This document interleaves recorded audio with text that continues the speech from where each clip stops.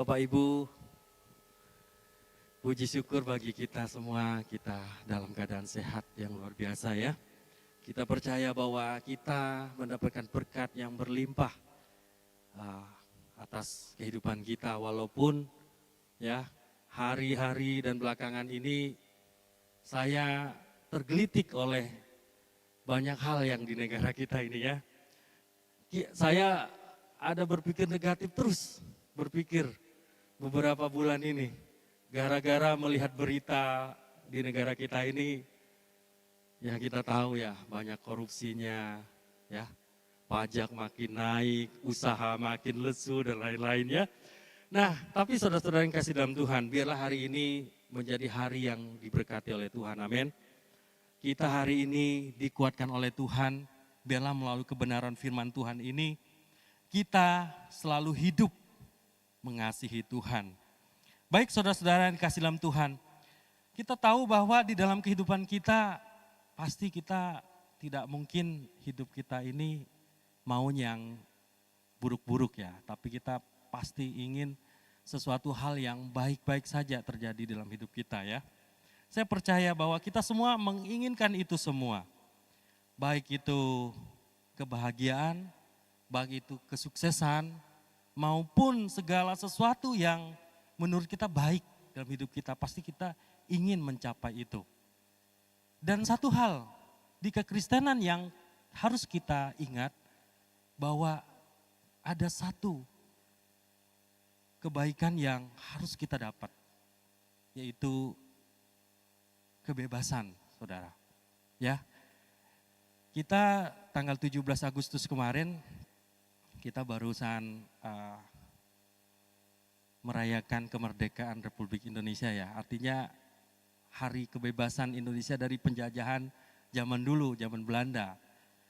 Tapi saudara, faktanya mungkin kalau kita melihat fakta yang terjadi, ya katanya sih ya, ini kata banyak orang atau masyarakat yang umum berkata bahwa kita sebenarnya masih dijajah gitu ya. Ya, berarti belum merdeka dong. Nah saudara-saudara yang kasih dalam Tuhan, di dalam kekristenan, kebebasan itu disebut sebagai kemerdekaan rohani. Nah kalau kita berbicara tentang kemerdekaan rohani, berarti bisa saja kita bebas dari penderitaan hidup, beban hidup, tapi yang terlebih dari itu adalah di mana kita bebas dari kuasa dan perbudakan dosa, ya. Kuasa dan perbudakan dosa. Nanti kita lihat,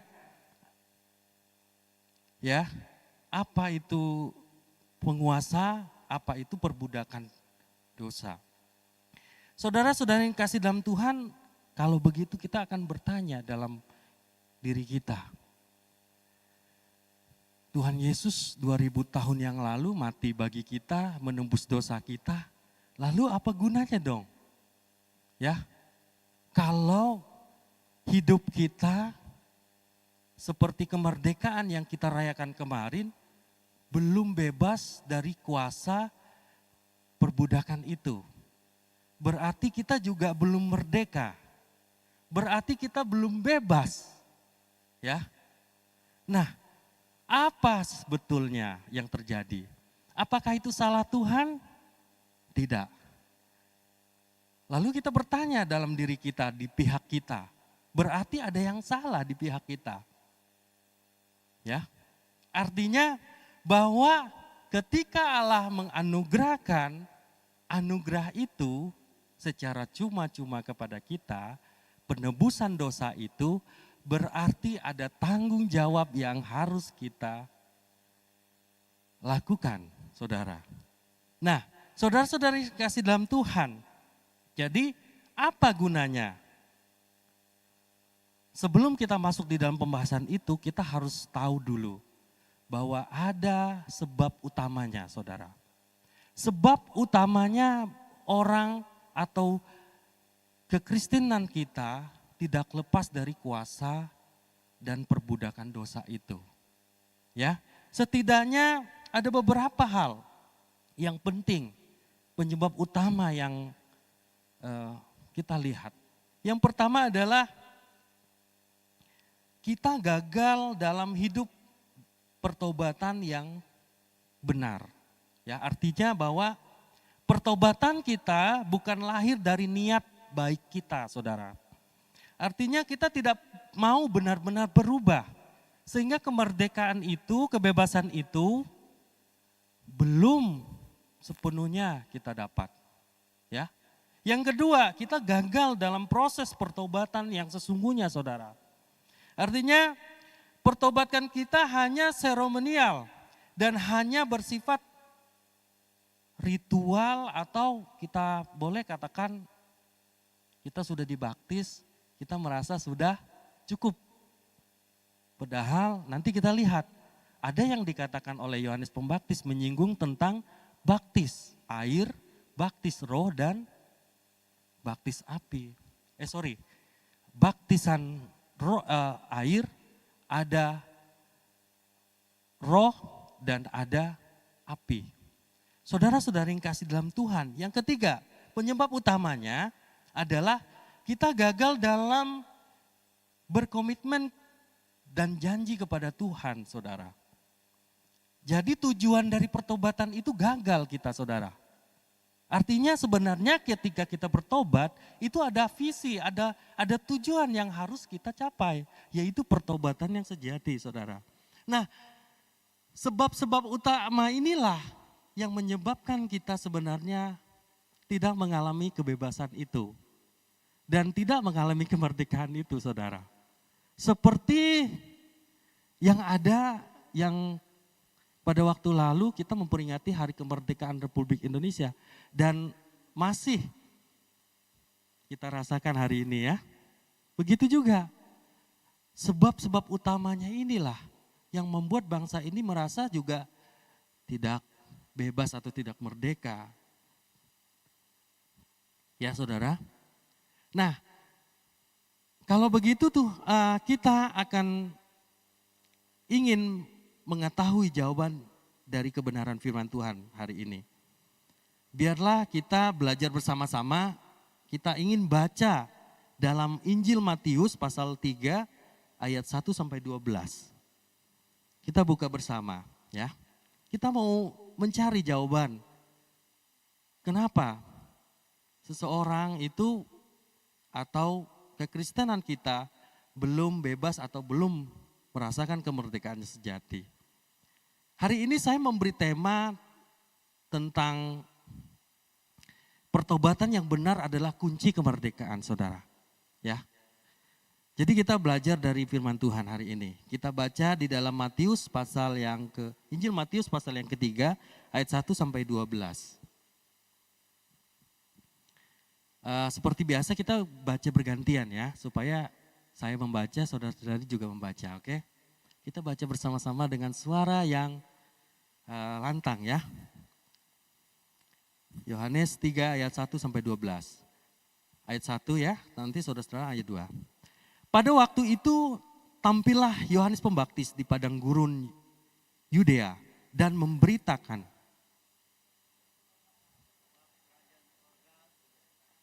sesungguhnya dialah yang dimaksud Nabi Yesaya ketika ia berkata, ada suara orang yang berseru-seru di padang gurun, persiapkanlah jalan untuk Tuhan, luruskanlah jalan baginya.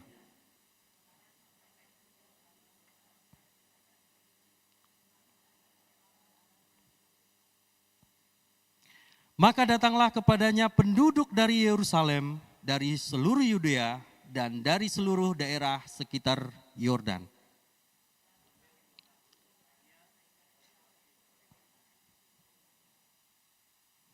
Tetapi waktu ia melihat banyak orang Farisi dan orang Saduki datang untuk dibaptis, berkatalah ia kepada mereka, hai kamu keturunan ular beludak, siapa yang mengatakan kepada kamu bahwa kamu dapat melarikan diri dari murka yang akan datang?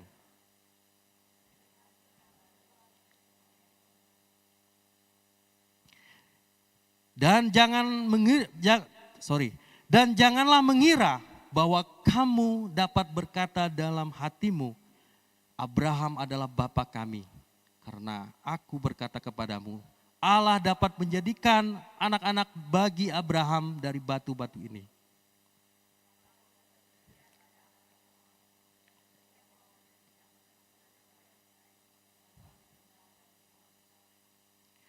Aku membaptis kamu dengan air sebagai tanda pertobatan, tetapi ia yang datang kemudian daripadaku lebih berkuasa daripadaku, dan aku tidak layak melepaskan kasutnya. Ia akan membaptiskan kamu dengan Roh Kudus dan dengan api.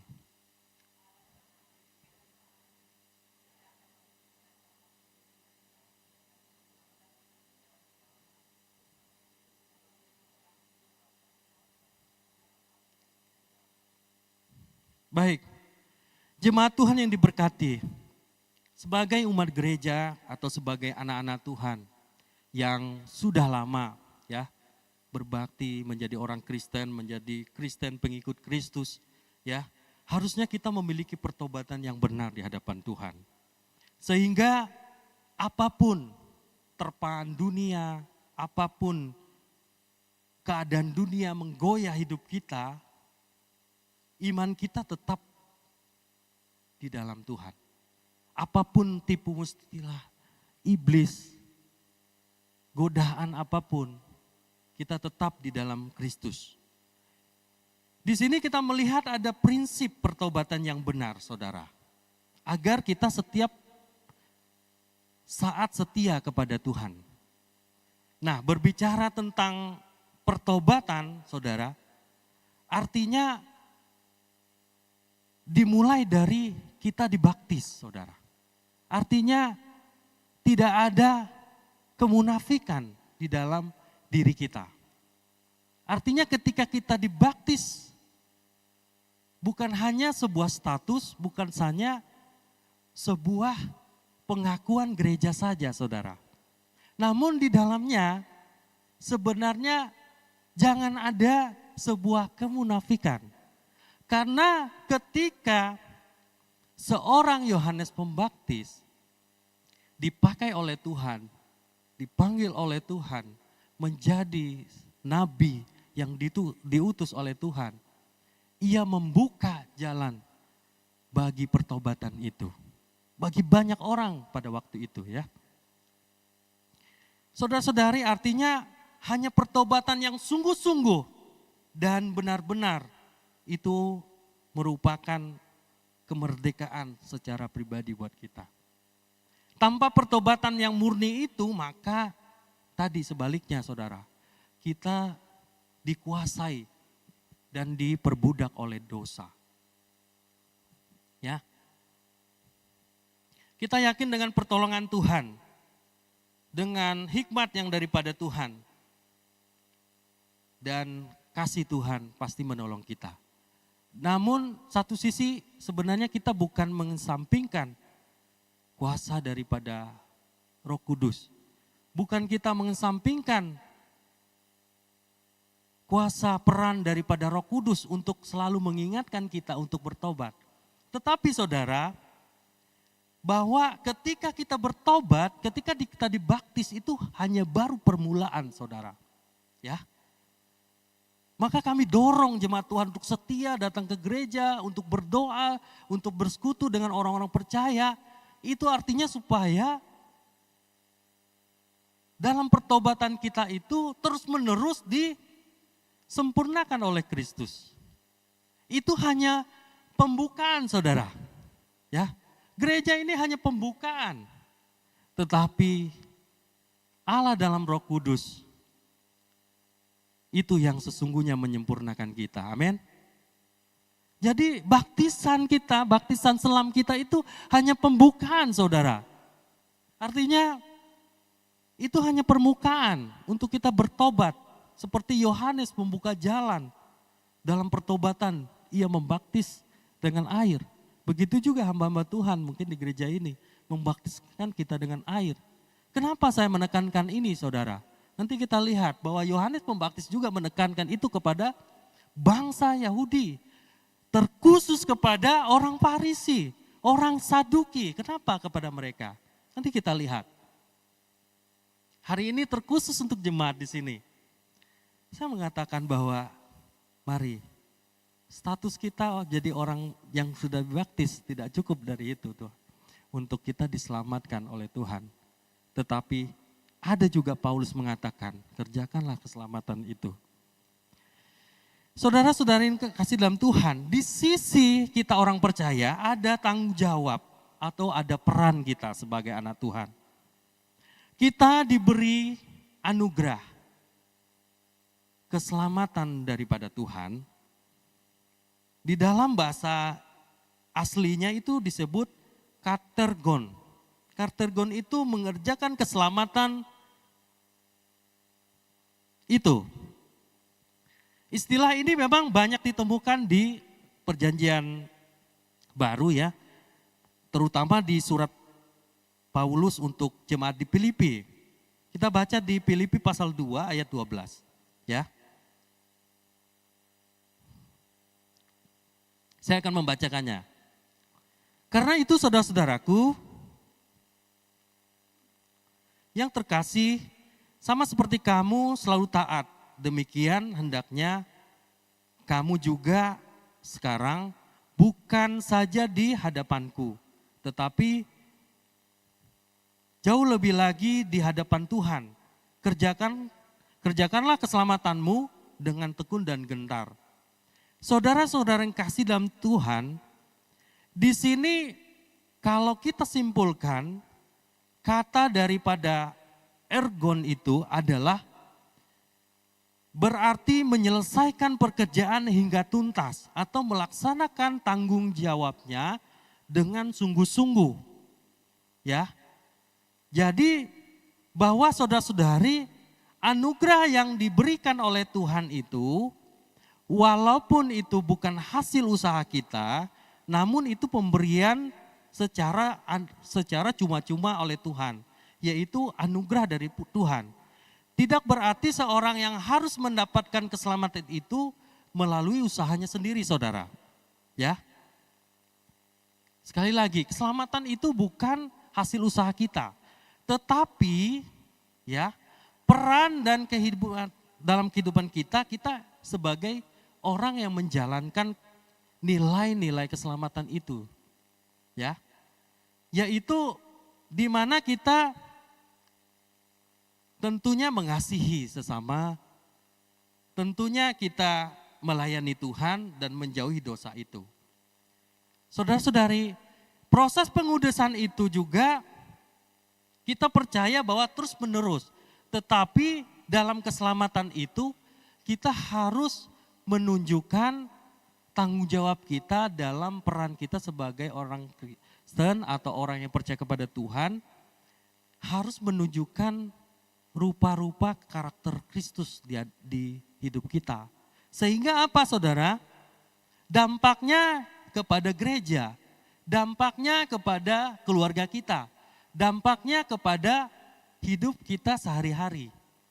Sehingga kita dapat menjadi contoh, ya. Kita dapat menjadi teladan bagi orang-orang mungkin yang di sekeliling kita. Sehingga kita menjadi anak terang. Jadi terang itu bukan hanya bercahaya, tetapi terang itu harus menerangi. Ya. Keselamatan itu yang kita dapat, terang dari Tuhan, itu bukan hanya menyala, tetapi itu harus menerangi di sekeliling kita atau dimanapun kita berada. Itu yang saya maksud bahwa walaupun keselamatan itu bukan hasil usaha kita, tetapi peran utama kita adalah bersyukur atas anugerah itu dan kita menjadi contoh atas karakter yang Tuhan berikan kepada kita. Oleh sebab itu saudara, sebenarnya bahwa kemerdekaan itu hanya ada di dalam Kristus. Hanya kita dapat di dalam Tuhan. Baik saudara-saudara yang kasih dalam Tuhan, untuk kita dapat mengaplikasikan dan melakukan suatu kemerdekaan atau kebebasan itu, minimal kita ada suatu standar, ya. Kalau di dalam apa ya? Kalau di dalam produk, kita uji produk ya. Kita ada standar SNI namanya, ya. Artinya standar itu dapat dijual, dapat diedar atau standar BP POM ya kalau di kesehatan.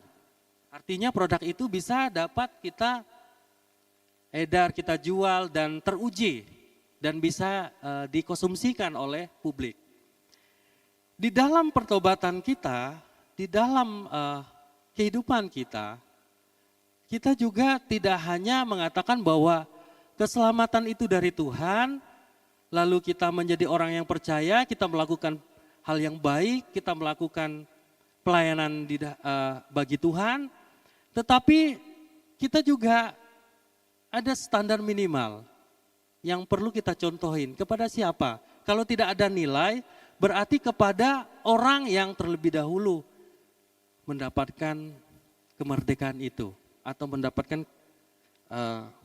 kebebasan itu. Artinya di sini konteksnya kebebasan atau kemerdekaan secara rohani ya saudara. Yang pertama kita belajar dari Yohanes Pembaptis. Ya, ada misi pertama yang dia lakukan. Yang ayat yang kita bacakan tadi, yang pertama mempersiapkan jalan bagi Tuhan.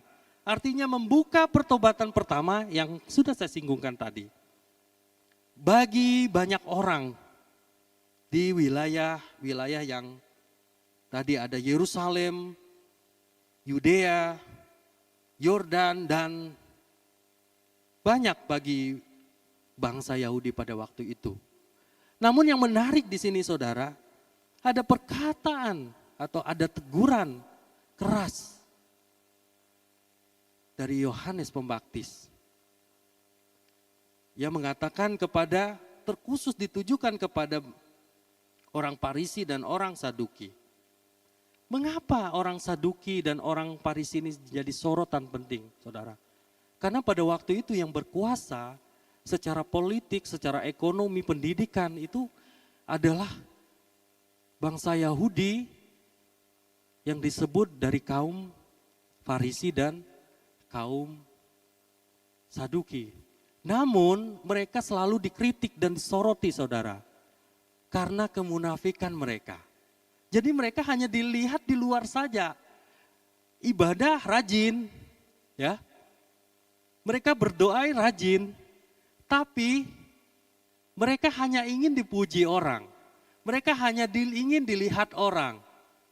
Maka Yohanes Pembaptis sangat menyorotkan itu kepada mereka. Dan banyak hal. Mereka pintar, tetapi mereka tidak mudah untuk percaya kepada Tuhan Yesus Kristus. Yohanes Pembaptis sebagai pembuka jalan, saudara. Kami hamba Tuhan hanya bisa membaptis saudara-saudari dengan baptisan air, ya. Tetapi Allah kita di dalam Yesus Kristus, dialah yang layak untuk menyempurnakan setiap hidup kita. Ya. Namun saudara-saudari sekali lagi, peran dan tanggung jawab kita mengerjakan keselamatan itu harus kita tunjuki, harus kita buktikan kepada Tuhan dan kepada manusia. Dalam perbuatan kita, dalam keseharian kita, di dalam tingkah laku kita, perkataan kita. Kalau kita menjadi orang yang merdeka dan ingin merdeka, seperti karakter Kristus, kita harus meneladani Dia.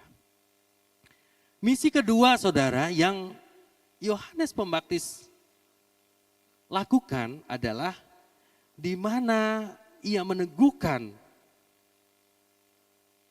Yesus sebagai Allah Bapa, sebagai anak, Allah anak, dan sebagai Allah Roh Kudus, saudara. Ketika Yohanes Pembaptis datang, dia juga bukan hanya membuka jalan bagi orang-orang yang belum percaya kepada Tuhan pada waktu itu, tetapi dia juga membuka jalan kepada Yesus sebagai anak Allah, sebagai Allah Bapa dan Putra Roh Kudus. Disitulah ada peneguhan tentang Tritunggal Allah. Ya, ketika dia membaptis Yesus. Tadi saudara ada yang menarik. Mengapa Yohanes Pembaptis begitu keras menegur orang Farisi dan orang Saduki pada waktu itu? Kalau istilah hukum itu somasi ya, somasi khusus. Jadi khusus saudara untuk orang Yahudi. Kenapa tidak orang-orang yang banyak di situ? Karena tadi saudara, selain kemunafikan mereka ini adalah orang-orang yang tidak mau banyak orang percaya kepada Yesus. Karena mereka takut kekuasaan ekonomi mereka, kekuasaan politik mereka akan terganggu saudara. Mereka sangat menguasai bait suci pada waktu itu. Mereka menguasai segala bidang. Nah hari-hari ini juga banyak saudara yang tidak mau kita lebih percaya kepada Tuhan. Banyak juga ilah-ilah lain, ilah-ilah dunia yang tidak mau kita itu lebih dekat kepada Tuhan. Tidak mau kita lebih dekat, lebih bertumbuh dan lebih setia kepada Tuhan, kepada gereja. Jadi ini suatu yang berkaitan saudara. Secara tidak langsung kita mengalami semua. Ya, apalagi saudara, zaman sekarang kita sulit untuk menilai orang itu betul-betul merdeka, betul-betul mengasihi Tuhan atau setia kepada Tuhan, sulit sekali. Karena ilah-ilah dunia itu ada di depan mata kita. Sekalipun dia hamba Tuhan. Ya. Saya pernah ngobrol sama teman-teman. Hari ini kita lihat ya, sepertinya banyak orang yang setia kepada Tuhan. Tetapi di belakangnya ternyata mereka masih diperbudak oleh dosa. Masih tinggal di dalam dosa dan bermain-main di dalam dosa. Artinya adalah saudara, peran dia sebagai orang yang sudah dibebaskan atau orang yang sudah merdeka di hadapan Tuhan, tidak dia lakukan dengan sungguh-sungguh. Akhirnya dia bermain-main saudara. Ya sedikit-sedikitlah bermain dengan dosa. Sedikit-sedikitlah saya coba ya. Itu sebenarnya tidak boleh saudara. Sebenarnya itu yang dikatakan oleh Yohanes Pembaptis. Ya. Harusnya kamu buah itu ada buah pertobatan yang harus kamu hasilkan. Harusnya kamu tidak boleh main-main dengan pertobatan itu. Sekalipun hanya dibaptis oleh air, saudara. Ini sulit untuk kita orang percaya, saudara. Pada waktu ini juga sulit kita. Karena di handphone kita bisa berbuat dosa, ya. Dan sekarang itu media massa. Banyak juga yang beritanya juga, ya, ngaco-ngaco. Apalagi dunia maya, namanya juga maya, ya. Dunia yang ya hanya gambaran istilahnya. Saudara-saudara yang kasih dalam Tuhan. Untuk itu kami sebagai hamba Tuhan, kami sebagai pelayan Tuhan, mengingatkan kembali kepada saudara-saudari yang kasih dalam Tuhan. Untuk hidup jangan ada roh kemunafikan, ya. Karena roh kemunafikan sekali lagi itu sangat berbahaya. Roh kemunafikan itu sangat membuat kita tidak bertumbuh. Sehingga kita tidak berbuah dan tidak dewasa dalam Tuhan. Sedikit-sedikit kita merasa di sini tidak ada rohnya, ya. Sedikit-sedikit kita meninggalkan gereja, ya. Sedikit-sedikit kita akan merasakan bahwa di sini kayaknya saya kering. Itu sebenarnya ada di dalam diri kita, ya. Kuncinya bukan hanya dari Tuhan, tetapi ada peran kita ada di dalam diri kita. Keputusan itu ada dalam diri kita. Apalagi kalau kita bahas tentang free will, hak bebas kita untuk memilih. Ya, ada saudara. Dengan itu saudara-saudara yang kasih dalam Tuhan. Yang kedua kita belajar dari Paulus. Paulus menyinggung juga tentang kemerdekaan atau tentang kebebasan. Kalau Paulus menyinggung tentang kemerdekaan atau kebebasan itu adalah di mana pertobatan itu adalah mati dari hidup yang lama dan menjadi hidup yang baru, saudara. Itu artinya, saudara, hidup kita terlepas dari dosa. Dosa apapun itu. Dan tidak main-main lagi. Sedikit-sedikit mau coba. Dengan itu kita harus menjadi respon yang baik kepada Tuhan, sehingga kesempurnaan yang diberikan oleh Tuhan nanti, kesempurnaan yang diberikan oleh Tuhan, itu sungguh-sungguh menjadi kemerdekaan yang sejati buat kita. Ya, kita baca di dalam